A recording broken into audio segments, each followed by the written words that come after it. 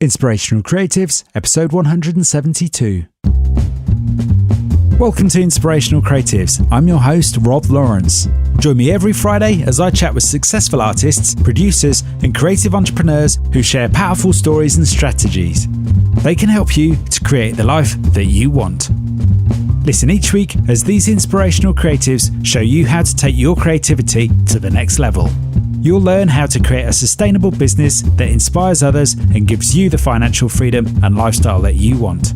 Thanks for listening. Make sure you subscribe in iTunes and sign up at inspirationalcreatives.com to get free exclusive bonus material. And now, on with the show. Rob here and welcome to this special short action episode of Inspirational Creatives. This week and next we're going to do something different for this podcast, and that's a rerun of an original short action episode from some time ago. There's a variety of reasons I thought this would be a good idea, and I explained most of those in episode 171. For now, and in summary, recognising that there's lots of new listeners listening to this podcast and that some of the ideas and wisdom that's being shared here is in fact timeless, I want to share with you some actionable content today which will help you to grow your creative business or endeavour. So let's reflect on some classic advice given by serial entrepreneur and startup founder Jeff Goldenberg from episodes 81 and 171. Rob here and welcome to another short action episode of Inspirational Creatives. In episode 81, I had the great privilege of speaking with serial entrepreneur and startup founder Jeff Goldenberg. Jeff shared some of the big lessons that he's learned starting up a business and as a creative entrepreneur. We discussed some of the big challenges for startup companies and entrepreneurs and what it takes to create something customers want. Now, I know many of you are struggling with growing your communities, audiences and customers, and I know you're unsure of how and where to get unstuck. So today I want to focus in on how to grow your creative business and quickly. By the end of this short action episode, you'll have 3 simple actions that you can take today. Here's Jeff from episode 81 sharing why he's excited by the opportunities today. You know, we think it's never been a better time to be a digital marketer. We think it's never been a better time to be a startup founder. We think the barriers to entry and the traditional restraints that have kept, the rich and the poor have gone away. And whilst you may not see yourself as a digital marketer, if you perform any kind of online marketing for your creative work, then here are some things to think about. It doesn't matter how much automation you have. It doesn't matter how good you're using the data. If you don't have a way to position your product or service or market it that's exciting and worth sharing, then it's really all moot. Having automation and data is no good if you don't have an exciting way to position your product or service. In the next few minutes, I'm going to share with you 3 very simple actions you can take today to start growing your creative business quickly and effectively.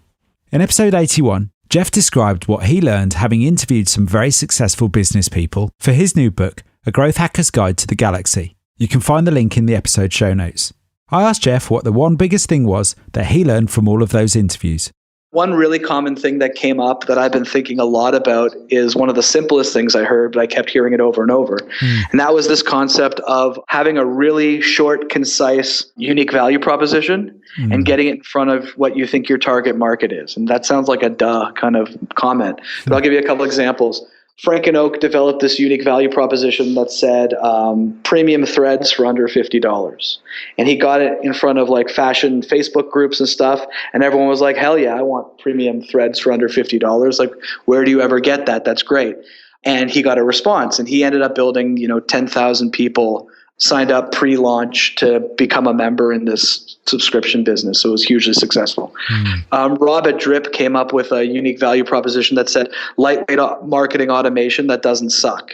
And when he got that in front of digital marketers, they responded. And the reason they responded was because they wanted lightweight marketing automation because the heavyweight companies were really hard or cumbersome to use and people felt intimidated. But that every time they went to a lightweight automation option, it sucked.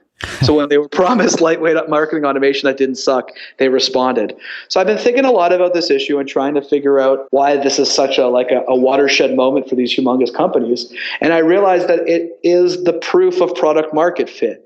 If you can distill your value proposition down to 6 or 7 words, and you know your audience enough to know which ones to get in front of, and you see a response, they put their hand up and say they're interested, well, isn't that ultimately the test of product market fit? So we're talking about product market fit. Now, if this sounds obvious or too simple, Jeff cautions that if you can't identify a market that's interested, you have a problem.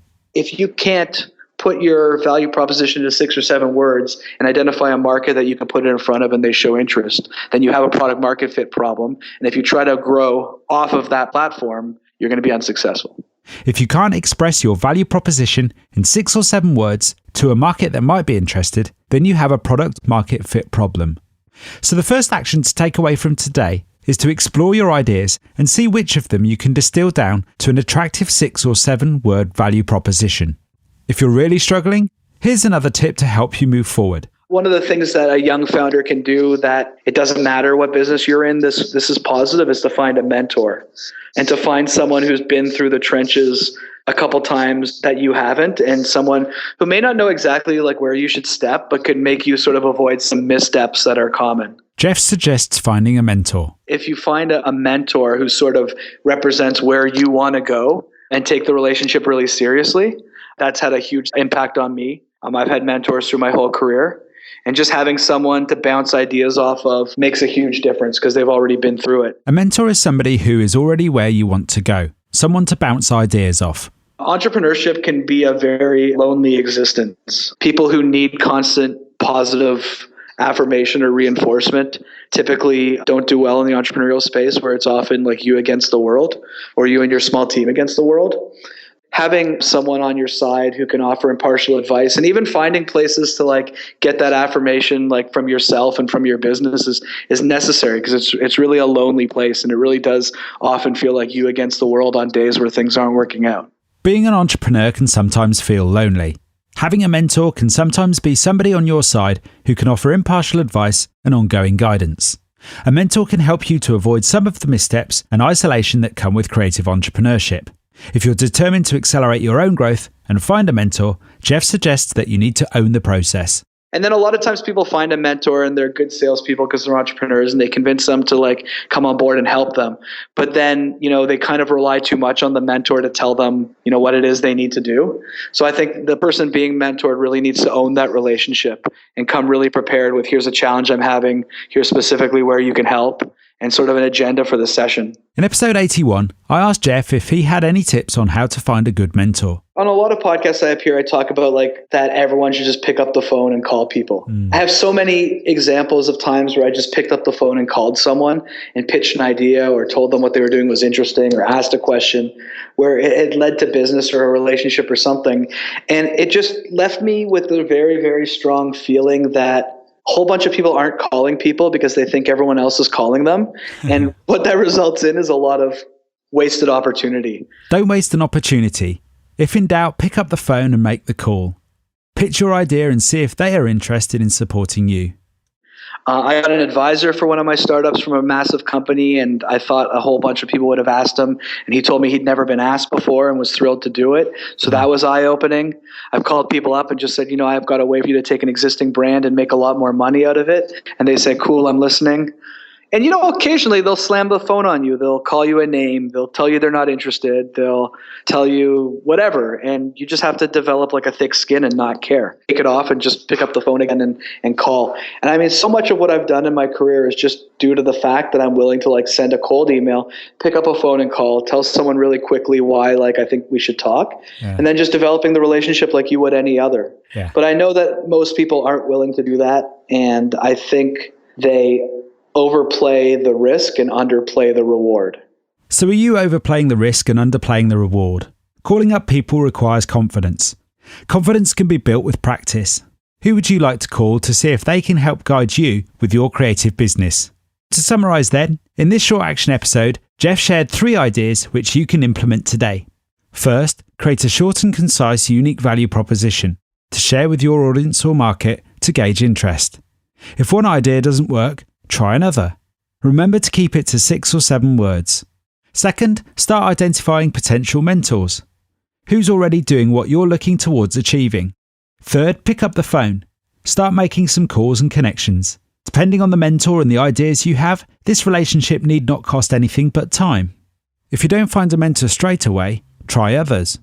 The important point Jeff made is that when you successfully engage in a mentoring relationship, that you lead the process. I hope you find these simple tips and actions useful today. Don't forget to check out episode 81 to hear more of what Jeff had to say, and the episode show notes for links and recommendations. Just head on over to inspirationalcreatives.com. Thanks for listening. Nothing beats the stories and advice of an expert to help you raise your creative game.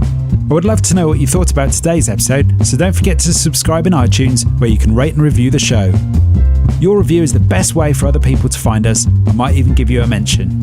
If you like this episode, I invite you to share it on Facebook or Twitter with the one person you know who will benefit from the wisdom shared here today. You can find the show notes on inspirationalcreatives.com/podcast. If you have a burning question or a great idea for a guest, head on over to inspirationalcreatives.com/contact, where you can connect with me there.